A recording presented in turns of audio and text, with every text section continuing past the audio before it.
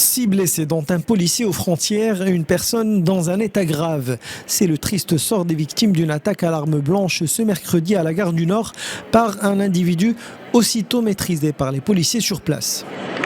À 6h42, un individu extrêmement menaçant s'en prend à des personnes à l'entrée puis à l'intérieur de la gare du Nord.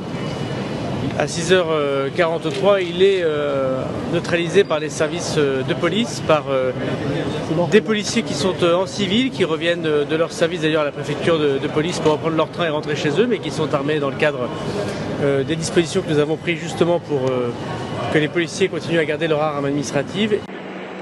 Selon une source proche du dossier, l'hypothèse terroriste n'est pas privilégiée. Par ailleurs, le suspect sur qui aucun papier n'a été retrouvé se dit algérien. Il dit aussi s'appeler Mohamed Amin et serait né selon ses déclarations le 14 avril 1991.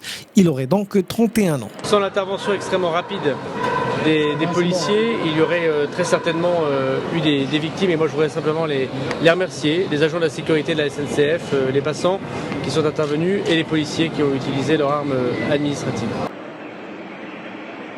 Le parquet a ouvert une enquête pour tentative d'assassinat confiée à la brigade criminelle de la police judiciaire de Paris. Selon des sources médicales, le pronostic vital de l'agresseur blessé au bras et au thorax serait engagé.